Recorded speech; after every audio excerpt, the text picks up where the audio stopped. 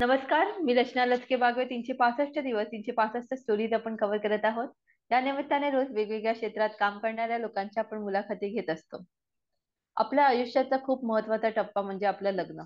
आणि त्या लग्नासाठी आपण एक खूप योग्य साथीदार आपण शोधत असतो. आणि हे काम अनेक वर्ष ऋषिकेश कदम हे त्यांच्या पवित्रविवाह.com या अ, विवाह मंडळाच्या माध्यमातून करत असतात. आपल्यासोबत आहेत ऋषी कदम. अधिक माहिती आपण त्यांच्याकडे जाणून घेऊया. नमस्कार सर. नमस्कार. नमस्कार रचना, तुम्हाला नमस्कार. अमित यांना नमस्कार. थँक्यू. सर, पवित्र विवाह संस्था ही तुमची संस्था आहे. गेली अनेक वर्ष तुम्ही या क्षेत्रात काम करतात. आतापर्यंत लाखो लोकांचे लग्न तुम्ही जुळवलेली आहेत, तर त्याच्याबद्दल थोडं सांगा. रचना, हा जो व्यवसाय आहे विवाह जुळवणीचा, हा आमचा फॅमिली बिझनेस आहे. गेली 42 वर्ष आम्ही या क्षेत्रात कार्यरत आहोत. आतापर्यंत लाखांपेक्षा जास्त विवाह जुळवण्याचं श्रेय आमच्या संस्थेला जातं. बेसिकली हा विवाह जो आहे, विवाह संस्था आहे, ती माझ्या सासऱ्यांनी आणि सासूंनी सुरू केली होती 1982 साली. तिथपासून जे आम्ही समाजाचे पडाव आणि चेंजेस जे आम्ही बघत आलो, आणि आतापर्यंत लाखो लग्न जमवली आहेत. आता 25,000पेक्षा जास्त आमची रजिस्ट्रेशन मुलं मुलींनी आमच्यावर विश्वास ठेवला आहे, त्यांच्यासाठी आम्ही काम करत आहोत. आमची ऑफिसेस दादर, शिवाजी पार्क, ठाणे, बोरोली आणि पुणे या ठिकाणी आहेत. आणि आता आम्ही आमचं वेबसाईट पण आहे आणि ऍप्लिकेशन देखील आहे. तर अशा प्रकारे आमची संस्था चाललेली आहे आणि आम्ही लोकांना सेवा देत आहोत. लग्न म्हटलं तर तो जो सोहळा आहे, तो फक्त दोन व्यक्तींचा नाही, तर दोन कुटुंबांचा आहे. दोन कुटुंब एकत्र येत असतात. तर हा जो टास्क आहे की दोन कुटुंबांना तुम्हाला एकत्र करायचा, तो किती कठीण असतो त्याच्याबद्दल थोडं सांगा. हे नक्कीच फार महत्वाचं सामाजिक काम आहे. या ठिकाणी कसं आहे की दोन जीवांचं मिलन तर होत असतं, परंतु दोन फॅमिलीज जोडतात. दोन फॅमिलीज जोडल्यानंतर अशाच बऱ्याचशा प्रकारच्या फॅमिलीज जोडल्यानंतर त्याचा एक समाज बनतो. समाजानंतर राज्य बनतं, राज्यानंतर आपलं राष्ट्र येतं. तर पवित्रविवाह.com किंवा विवाह संस्था यांचं फार महत्वाचं आणि फारच महत्वाचं कार्य असतं. तर आमचा एक कॉन्सेप्ट आहे लग्न आणि राष्ट्र विकास. तर जशी ही मंडळी ज्यांची लग्न अरेंज मॅरेज मध्ये होतात, तर आम्ही अरेंज मॅरेज मध्ये मुलांना काही आमच्या टेक्निक्स असतात किंवा स्थळ कसे परिचय करून घ्यावा किंवा तुमच्यासाठी काउन्सिलिंग असतं, तर या माध्यमातून गेली 42 वर्ष आम्ही काम करत आहोत. आणि उत्तम अशी संस्कारी जोडपी घडवणं आमचं काम आहे. आमच्या पवित्रविवाह.comचा जो मूलमंत्र आहे किंवा आमचं विजन आणि मिशन येतं, ते कसं आहे की आम्ही भारताची पुढची पिढी घडवण्यासाठी सतत कार्यरत असतं. आमचं विजन आहे भारताची पुढील पिढी सुदृढ, समृद्ध आणि उच्च शिक्षित अशी घडावी आणि सक्षम घडावी, ह्याच्यावर आमचं काम चाललेलं असतं. अशा प्रकारे आमचे सगळे कर्मचारी वर्ग, आमचं फॅमिली, आमचे ते कोर टीम, आम्ही याच्यावरच फोकस करत असतो की भारताची पुढील पिढी सुदृढ, सक्षम आणि सुसंस्कृत कशी बनेल. एक लग्न म्हटलं तर त्यात अनेक गोष्टी आल्या. त्यात दागिने आले, मेकअप आला, साडी आले, केटरर्स आले, हॉल आला, असे अनेक जे सेक्टर्स आहेत त्याच्यामध्ये काम आपण करतो. तर त्याच्यासाठी तुम्ही ग्रँड इंडियन वेडिंग देखील तुम्ही काम करत आहात, तर त्याच्याबद्दल थोडं सांगा. हो. ऍक्च्युली आमचं काम कसं आहे की वधूवर सूचक केंद्राचं काम आहे आणि त्यात लग्न जुळवण्यापर्यंत आम्ही सीमित होतो. आणि त्यानंतर असा विकास झाला की वेडिंग इंडस्ट्री ही फार मोठी आहे, ज्याचं अंदाजे 10 लाख करोड पर्यंत संपूर्ण भारतीयांचं त्याच्यावर खर्च करत असतात. तर यामध्ये बरेचशा वेडिंग इंडस्ट्रीमध्ये ही ऑर्गनाईज नाही किंवा त्याच्यामध्ये बरंच काम करायची आणि संघटित काम करण्याची गरज आहे. आणि हल्लीच आपल्या माननीय पंतप्रधान श्री नरेंद्र मोदी त्यांनी जे आवाहन केलं होतं की वेड इन इंडिया, त्याहून आम्ही इन्स्पायर्ड होऊन भव्य विवाह महोत्सव शिवाजी पार्क येथे साजरा करायचं ठरवलंय आणि येत्या 23, 24, 25 फेब्रुवारीला तो आम्ही साजरा करतोय. या ठिकाणी काय होणार आहे की म्हणजे दोन्ही आहेत की वधूवरांसाठी जी आपले यंग जनरेशन आहे की ज्यांना या वर्षी किंवा पुढील वर्षी लग्न करायचं आहे, त्यांना आम्ही निमंत्रित करत आहोत, त्यांच्या पालकांना निमंत्रित करत आहोत. तसंच जे वेडिंग इंडस्ट्रीमध्ये काम करतात की कॅटरर्स झाले, डेस्टिनेशन वेडिंग झालेत, वेडिंग प्लॅनर्स झालेत, रुखवत मेकर्स झालेत किंवा भटजी झालेत किंवा ज्याही वेडिंग इंडस्ट्रीमध्ये कामाला म्हणजे सेवा पुरवत आहेत, अशा मंडळींचे पण आम्ही B2B मेळावे घेत आहोत. म्हणजे ना एका छत्राखाली आपण एकत्र संघटित करून एक वेडिंग मॅनेजमेंट असोसिएशन स्थापन करण्याचा मानस आहे. जेणेकरून यात काय होतात की बरेचसे काही काही वेळेस काय होतं की आपल्याला म्हणजे व्यक्त होता होत नाही आणि संघटित आलो जर तुमचं टॅक्स बेनिफिट्स साठी काय असतील किंवा आपण जसं माननीय पंतप्रधान नरेंद्र मोदी जी आहेत त्यांचं वेडिंग इंडिया कॉन्सेप्टवर आपण एकत्र कसं काम करायला हवं तर त्याच्यावर आपण एकत्र येऊन काम करू, संघटित होऊ आणि नंतर मग ही खूप मोठी इंडस्ट्री आणि त्याच्यात स्कोप खूपच आहे. तर फक्त संघटित होणं आणि विचार करून पुढे जाण्याची गरज आहे. म्हणून आम्ही हा भव्य विवाह महोत्सव शिवाजी पार्क येथे 23, 24, 25 फेब्रुवारीला आम्ही आयोजित करत आहोत आणि खूप मजेदार धमाल गोष्टी देखील आहेत, फॅशन शो आहेत. मुख्य म्हणजे काय की एक सामूहिक विवाह देखील आम्ही त्या ठिकाणी घडवून आणत आहोत 15 एक मंडळींचा की जे समाज वंचित समाज आहे त्यांना खर्च येत नाही तर किंवा काही व्यंग अपंग आहेत तर असे पण आम्ही नोंदण्या घेत आहोत की ज्यांना आम्ही तिकडे आमच्या प्लॅटफॉर्मवर त्यांच्या लग्नाचा खर्च आम्ही करू आणि त्यांच्या सुखी आयुष्यासाठी आम्ही त्यांना आशीर्वाद देऊ. आमच्यासोबत 75 जणांचे स्टॉल्स असतील तर प्रत्येक स्टॉल मधनं त्यांना काही ना काही गिफ्ट वगैरे देऊ आणि साजरा करू असं आहे. सो तर खूप या मजा येईल. आपण सगळ्यांना आपल्या माध्यमाद्वारे मी सगळ्यांना सांगू इच्छितो आपण देखील या आणि एन्जॉय करा. जे उद्योग क्षेत्रात आहेत त्यांनी एक छोटीशी त्यांची काय म्हणता येईल की त्यांना पण काही याच्यात कार्य करायचं असेल या ह्याच्यामध्ये तर तुम्ही आम्हाला संपर्क करा. नेटवर्किंग मध्ये सामील व्हा. तुम्ही काय व्यवसाय करता ते व्यवसाय इतर वेडिंग इंडस्ट्री मधल्या मंडळींना सांगा आणि एकमेकांशी टायअप करून जो प्रॉफिट होईल किंवा ही इंडस्ट्री कशी बिल्ड होईल त्यावर तुम्ही देखील कार्यरत राहा. आम्ही तुम्हाला ऑलवेज प्रयत्न करू की तुम्हाला भरभरून कसं पवित्र विवाहातर्फे देऊ शकू. तर या ग्रँड वेडिंग फेस्टिवल मध्ये कोणते कोणते उद्योजक सहभागी होऊ शकतात? जसं तुम्ही आता उल्लेख केला की तुम्ही 75 स्टॉल्स लावत आहात, तर कोणते उद्योजक इथे स्टॉल्स घेऊ शकतात त्याच्याबद्दल थोडं सांगा. विवाह इंडस्ट्रीमध्ये टोटल 132 कॅटेगरी कार्यरत आहेत, छोट्यांपासून अगदी मोठ्यांपर्यंत. जे मेन हेड्स आहेत त्याच्यामध्ये म्हणजे ज्यांना यातून फायदा होऊ शकतो किंवा ते या क्षेत्रात कार्यरत आहेत तर वेडिंग प्लॅनर्स नाही तर खूप स्कोप आहेत ते सामील होऊ शकतात. कॅटरर्स ना आहेत, डेकोरेटर्स ना आहेत. इवन जर कोणी आपण लग्न एखाद्याचं ठरलं की त्यांना एक आपलं स्वतःचं घर घ्यायचं असतं मुलींच्या किंवा मुलींच्या अपेक्षा म्हणजे माझं स्वतःचं घर असेल तर आम्ही लग्न करेन वगैरे तर जे बिल्डर्स आहेत बजेट होम्स त्यांच्या काही प्रोजेक्ट्स आहेत ती मंडळी यात सामील होऊ शकतात त्या जेणेकरून मुला मुलींना त्यांचं होम स्वतःचं ते पूर्ण करता येईल. कॅटरर्स झाले, ज्वेलरी पार्टनर्स झालेत की जे ज्वेलरी आहेत चांगल्यापैकी त्यांना याच्यात आहेत पूजाविधी करणाऱ्या लोकांना खूप स्कोप आहेत. तसंच अजून एक स्कोप मला दिसतो की जी मंडळी ट्रॅव्हल्स अँड टुरिझम मध्ये आहेत तर हनीमून पॅकेजेस मुलांना पाहायचे असतात तर ते ते विक्री करू शकतात.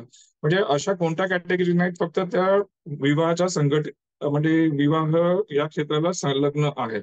तशा 132 कॅटेगरी काही जण मेहंदी आर्टिस्ट आहेत, मेकअप आर्टिस्ट आहेत, फिटनेस वेलनेस वाली मंडळी आहेत की ज्यांना वजन कमी करायचं आहे लग्ना अगोदर स्मार्ट दिसायचे तर न्यूट्रिशनिस्ट आहेत किंवा बरेच तिथे वेट लॉस वेट गेन त्याच्यातली मंडळी पण बरीच याच्यात ऍक्टिव्ह होऊ शकतात आणि इथे पार्टिसिपेट करून आपला बिझनेस डिस्प्ले करू शकतात आणि यातून प्रॉफिट घेऊ शकतात. असं कोणती कॅटेगरी नाही म्हणता येणार. रेंटल कार आहेत ज्यांना होम लोन पाहिजे त्या होम फायनान्स देणाऱ्या कंपन्या आहेत. प्रॉपर्टीचे डीलर्स असतात की ज्यांना मुलांना घरं घ्यायचे असतात. असा कोणताही हे नाहीये की याच्याशी कनेक्ट करता येत नाही आणि लग्न हे फार महत्वाचं असतं की दोन जसं तुम्ही मगाशी म्हटलं की दोन जीवांचं नाही फॅमिलीचं असतं. तर त्या ठिकाणी बऱ्याचशा फॅमिलीला लागणाऱ्या गोष्टी पण असतात. जसं आपण लग्नासाठी आपण एथनिक वेअर्स वापरतो तर साड्यांचे स्टॉल असू शकतात, रुखवत मेकर्स असू शकतात, कॅटरिंग्स वेगवेगळे पदार्थ दाखवू शकतात. क्रिएटिव्हिटी आहे. काही जण असे पण आहेत की ज्यांनी 2,000 रुपयांपासून पण लग्न लावून देतात, असे पण स्टॉल आमच्याकडे आहेत. तर ते काय की तुमचं याचं रजिस्ट्रेशन करून, मॅरेज रजिस्ट्रेशन करून देतात आणि तुम्हाला छान असतं, म्हणजे अगदी शून्य पैशात पण लग्न करायचं असेल असा कॉन्सेप्ट पण आहे. आणि जे अगदी 300 करोड पर्यंत लग्न करायचं असेल असा पण कॉन्सेप्ट यामध्ये येतोय. तर त्यामुळे सगळ्यांनाच आहे. तर मेन कॅटेगरीज ज्या मी म्हटलं त्यांनी याच्यात नक्की सामील व्हा. तुम्हाला फुटफॉल नक्की मिळेल, कारण का पवित्र विवाहाकडे आता 25,000पेक्षा जास्त स्थळं लग्नासाठी आहेत. आमची संपूर्ण टीम त्यांना इन्व्हाइट करण्यामध्येच लागते. तर तिकडनं जर फुटफॉल आला तर त्यांच्याशी योग्य टार्गेट तुम्हाला मिळेल. आणि वर्षभर आम्ही तुम्हाला तुमचा ब्रँड त्याच्याकडे कसा पोहोचेल यावर आम्ही जास्त भर देऊ, जेणेकरून जे आलेली मंडळी आहेत विन विन सिच्युएशन आपण काम करू. जे व्हिजिटर्स असतील त्यांना कसा फायदा होईल, ते स्टॉल्स त्यांनी आमच्या विश्वासावर त्यांनी स्टॉल्स घेतलेत त्यांना रिस्पॉन्स आणि त्यांचा फायदा कसा होईल हे आमचं आद्य कर्तव्य असेल. तर त्यांना आम्ही त्यांचे पैसे कसे काय हे होतील आणि बेनिफिट कसे होतील, फायदे कसे होतील, त्याच्यावर आमचं लक्ष असेल. तर असा खूपच उत्तम असा हा मी क्युरेट केला आहे. तर आपण मी सगळ्यांना सांगेन की ज्यांना स्टॉल घ्यायचे त्यांनी आम्हाला संपर्क करा, ज्यांना यायचंय. आणि हा कसा की अद्वितीय आहे, लग्नासाठी अजून कोणीही असं केलेलं नाही मार्केटमध्ये. जे स्टॉल्स येतात, जत्रा असते, फेस्टिवल असतो, मग असं, पण वेडिंग इंडस्ट्रीला फोकस करणारा असा कोणी नाहीये. आणि माननीय आपले प्रधानमंत्री आहेत नरेंद्र मोदीजी, त्यांना हे वाटतं की ही मुवमेंट भारतामध्ये यावी. तर त्यांच्याच निर्देशनाद्वारे आम्ही हा आयोजित केलेला आहे. सर, आपल्या सगळ्यांना माहिती आहे की पहिल्याच्या काळी जेव्हा जी लग्न व्हायची ती 21 ते 25-26 वर्षामध्ये मुलं मुली लग्न करायचे. पण आता ते जे वयोगट आहे ते थोडं पुढे होत चाललेलं आहे. मग ते शिक्षणासाठी असू दे किंवा करिअरसाठी आता 25-26 नंतर 30 मध्ये वगैरे मुलं लग्न करतात, मुलं मुली लग्न करतात. आणि आज आता देखील आपण बघू शकतो की अपेक्षा वाढलेल्या आहेत. मग ते मुलीकडच्या असू दे किंवा मुलाकडच्या, की आपल्याला या या गोष्टी हव्यात तरच मी लग्न करणार. तर ह्याच्या या सगळ्या गोष्टीमध्ये तुम्ही लोकांना कसं काउन्सिल करतात किंवा कसं डील करतात त्याच्याबद्दल थोडं सांगा. हा रचना खूप गहन प्रश्न आहे आणि सध्याच्या पिढीला खूप याच्यामध्ये काउन्सिलिंग करण्याची किंवा समुपदेशन करण्याची गरज आहे. तर हा जो आपला भव्य विवाह महोत्सव येतो त्यात आम्ही काउन्सिलिंग जे आहेत, जे समुपदेशक आहेत मान्यवर, त्याचं नाव आहे ती पालकांना आणि मुलांना याच्याबद्दल माहिती आणि समजूत देणं. हा आता तुम्ही जो म्हणताय की पूर्वी 21 ते 24 मध्ये व्हायचे, त्याच्या अगोदरच आपण हे कसं तुमच्या आपल्या तुमच्या आई वडिलांचा एज होता, त्याच्या अगोदर पाहिलं तर तुम्ही आपल्या आजी आजोबांचं लग्न 14व्या 15व्या वर्षीच व्हायचं. राईट. तर त्यापासून त्यांना हे अपत्य असायची किंवा त्यांच्या 6-7 अपत्य असायचे. जसा काळ बदलत गेला त्याच्या मागे ना खूप मोठं सायन्स आहे. म्हणजे मी तुम्हाला आता सांगायला गेलो तर हा वेळ पूर्ण नाही. ह्या सगळ्याची कारण आहेत ना, इकॉनॉमिकल जे इंडियाचं अपग्रेड झालं. 1991 साली तुम्हाला माहित आहे की आपले पी व्ही नरसिंह राव हे आपले भारताचे पंतप्रधान होते. त्यांनी एफडीआय ची पॉलिसी आणली, फॉरेन डायरेक्ट इन्व्हेस्टमेंट. जे भारताचा ग्रोथ झालाय आपण विकसनशील राज्यापासून विकसित राज्यापर्यंत आपली जी घोडदौड आहे त्याच्याप्रमाणे आपण बरेच अचिव्हमेंट केले. त्यानंतर या सगळ्यांचा परिणाम मुलांच्या करिअरवर किंवा मुलांकडे आपल्याकडे सुबत्ता आली, पैसे येत राहिलेत आणि आपण करिअर करत राहिलो. तर त्यामुळे कुठेतरी शहरातल्या मुला मुलींचं म्हणजे आपण म्हणता येईल मेट्रोपॉलिटन किंवा कॉस्मोपॉलिटन या ठिकाणी थोडंसं करिअर आलं, शिक्षण घेऊन मला थोडं स्टेबल व्हायचंय किंवा मला स्वतःचं हे करायचंय, अपेक्षा वाढलेल्या आहेत. म्हणजे मटेरियलिस्टिक अपेक्षा वाढलेल्या आहेत. मुलीचं वय आता 28च्या वेळेला ती लग्नाचा विचार करते, मुलं 30 पार करायला जातात. तर हे अयोग्य आहे. म्हणजे ते त्यांना काउन्सिलिंगची खूप गरज आहे की ऍटलिस्ट तुम्ही तुमचं जे बॉडी क्लॉक असतं ना, बायोलॉजिकल क्लॉक, ते पूर्ण सेट असतं माणसाचं. तर आपल्याला माणसाला समजलं पाहिजे की माणूस हा एक सामाजिक प्राणी आहे. बरोबर, इतर प्राण्यांप्रमाणे त्यांचं पण बॉडी क्लॉक असतं सेट केलेलं. तर त्यांना लग्नाचा मुख्य अर्थ समजावून सांगणं की लग्नाचा अर्थ काय आहे, की मुख्य असतो तर आपल्याला रिप्रोडक्शन वर हे होतं, कारण की आपली मुलं वगैरे जे होतात, लग्नाचा खरा अर्थ तो असतो. आणि तो मंगलरित्या पवित्ररित्या आपण समाजामध्ये मानतो. लग्नाचे सोहळे वगैरे होतात. तर मी तरी म्हणेन की 21 ते 25 मध्ये जर लग्न केली तर ती उत्तम असतात. त्यांची जी अपत्य असतात ती खूप पुढे चांगलं हे करतात. म्हणजे आताच बघा, आपण हेल्दी का आहोत, तर आपल्या वडिलांनी योग्य वेळेत लग्न केलं होतं. ते जर आपण 30-32 मध्ये केलं तर त्याची गॅरंटी नसेल की मुलं आपल्याला नीट होतील. काहीतरी आजार असतील, कारण का विकनेस काहीतरी, कारण का आपलं ते बॉडी क्लॉक असतं, बायोलॉजिकल क्लॉक, ते त्याच्याप्रमाणे सेट असतं. तर जितकं डिसिजन लेट घेतात, करिअर असो किंवा काही त्यांना मार्गदर्शन नसतं, त्यांना मार्गदर्शनाची गरज आहे. तर आम्ही ते आमच्या माध्यमातून करत असतो की लवकर डिसिजन घ्या, सेट व्हा. आमच्याकडे काही व्हिडिओज पण आहेत की जे हे सांगतात, मार्गदर्शन करतात. मी तुम्हाला ते नंतर पाठवून देईन. तुमच्या जे प्रेक्षकांना तुम्ही पाठवू शकता की जे या रिलेटेड आहे. तर हा एक गंभीर समस्या आहे, म्हणजे सक्षम आणि सशक्त बन, पण आम्ही त्याच्यावर सांगत असतो आणि आमचं अध्य करतो. ऍटलीस्ट तुम्ही 27-28 वर्षी लग्न करा. अं, लग्न करण्या अगोदर आहे ना, की आपल्या मटेरियलिस्टिक गोष्टींवर जे आपण म्हणत असतो की या गोष्टी मला पाहिजे तरच मी लग्न करेन वगैरे, पण त्यासाठी तुम्हाला सगळ्या गोष्टींची ओळख असणं गरजेचं आहे. स्वतः तुम्ही स्व ओळख करून घ्या, स्वतःची ओळख असणे गरजेचं आहे. आणि नंतर मग मटेरियलिस्टिक थिंग्स असेल. तर त्या गोष्टी आम्ही समुपदेशाने किंवा मेळाव्यांमध्ये, आणि मुख्यतः हे जे आहे आपलं ग्रँड वेडिंग फेस्टिवल, त्याच्यामध्ये आम्ही याची तरतूद केलेली आहे की आम्ही मान्यवरांना बोलवलं आहे यावर्षी काउन्सिलिंग करण्यासाठी. तर ते सेमिनार अटेंड करण्यासाठी आपले प्रेक्षक येऊ शकतात. आमची मंडळी येणारच आहेत. तर भरपूर असं ऐकलं असेल, न्यूजपेपर्स मध्ये वाचलं असेल, किंवा आपण ऑनलाईन ज्या हे असतात त्याच्यावर कळत असतं की एकाच माणसाने 10 जणांची लग्न केली. त्याने एखाद्या मॅट्रिमोनी वेबसाईट्सवर नाव नोंदवलं, मुलींना आपल्या सापळ्यात अडकवलं, त्यांच्याशी लग्न घेतले आणि पैसे घेऊन पुबारा केले. दुसरे काही असतात की बाबा मी असे तोतिया लोक असतात की ते म्हणतात की मी अमेरिकेत असतो, आता इंडियाला येणार आहे, एअरपोर्टवर अडकलो, तर तुमच्यासाठी मी काहीतरी गिफ्ट आणले, तर म्हणून इथे टॅक्स लागतं, तर तुम्ही मला 10 लाख पाठवा, 15 लाख पाठवा. असे फसवणूक बरेच होतात. किंवा अशा पण काही केसेस आता लक्षात येतात की काही जणांची टोळी असते की ते तुमच्याशी लग्न करतात, आणि ती जी ही असते, म्हणजे बायको असते, ती स्त्री असते, ती लग्नाच्या रात्री सगळं दागिने सगळं घेऊन पुबारा करून जाते, खाली त्यांची टीम असते. तर असे प्रश्न बरेच आहेत. किंवा असं काही असतं की वधूवर सूचक केंद्र असतात, मॅट्रिमोनियल वेबसाईट्स, की ते क्लायंट्स कडनं पैसे घेतात आणि रजिस्ट्रेशन न करता त्यांचे घेतल्यानंतर मोबाईल स्विच ऑफ करतात. तर असे सायबर क्राईम्स भरपूर आहेत. आणि हा विवाह संस्थेला एक मोठा असा फटका पडतो. लोकांच्या काय म्हणतात ते ट्रस्ट फॅक्टरवर फटका बसतो.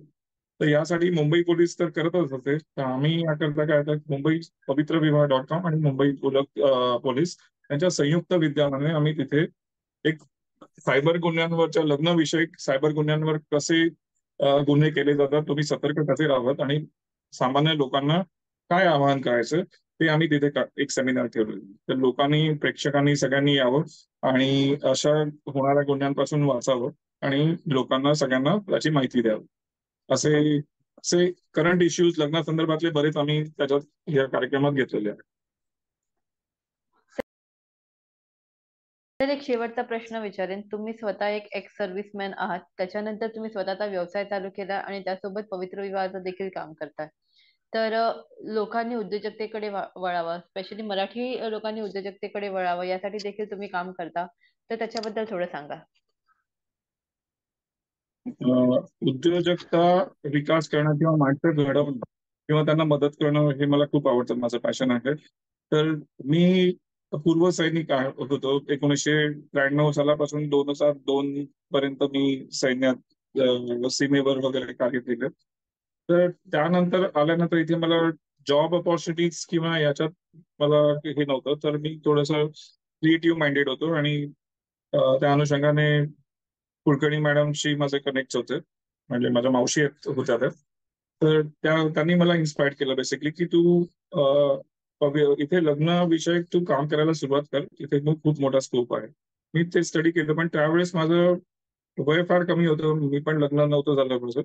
तर हा मी बिझनेस समजून घेतला, त्यांच्या हाताखाली राहून समजून घेतला. आणि ज्या ठिकाणी इथे ह्या लग्नाचा ग्रोथ करण्यासाठी ऍडव्हर्टायझिंग एजन्सीचा रोल जो लागतो, तो मला खूप मनाला आवडला. म्हणून ऍड एजन्सी मी सुरू केलं, की प्रथम माझं क्लायंट पवित्र विवाह होतं, तिथून मग मी माझे क्लायंट जनरेट करत गेले. तर हे शिकत गेलो खूप. म्हणजे पहिली 5-6 वर्ष तर खूप हे झालं की फसवणुकी होतात, किंवा लोक पैसे देत नाहीत, किंवा आपल्या ऍड चुकतात, किंवा कॉन्सेप्ट काहीतरी त्रुटी येतात. तर त्यातून शिकून शिकून शिकून मी माझा डेटाबेस केला, लोकांना फायदा कसा होईल माझ्या कस्टमर्सना तो पाहिला, आणि त्यानुसार मी शिकत आता 20 वर्ष मी मीडिया क्षेत्रात आहे. आणि पवित्र विवाहाच्या जबाबदाऱ्या मी 20 वर्षांपासूनच घेतोय. मेळावे आखणं, मेळाव्यां आयोजन करणं, एक्झिबिशन्स आयोजन करणं. ऍड एजन्सीमध्ये मी जे आहे काम केलं, तर आपले इंडस्ट्रियल एक्झिबिशन्स सुरू करणं. विवाहाचा पहिला जो वेडिंग फेस्टिवल होता 2015चा, तो आम्ही नेस्को मध्ये केला. तर उद्योजकांना इन्स्पायर्ड करणं, किंवा जे उद्योजक मित्र येतात जे पहिल्या पिढीतले असतील, किंवा चांगल्या एस्टॅब्लिश बिझनेस फॅमिलीतले असतील, तर नेहमी त्यांच्याशी इंटरॅक्शन करणं, त्यांचे प्रॉब्लेम समजून घेणं हे मला आवडतं, आणि त्याच्यावर सोल्युशन देऊन त्यांना मदत करणं हे पण आवडतं.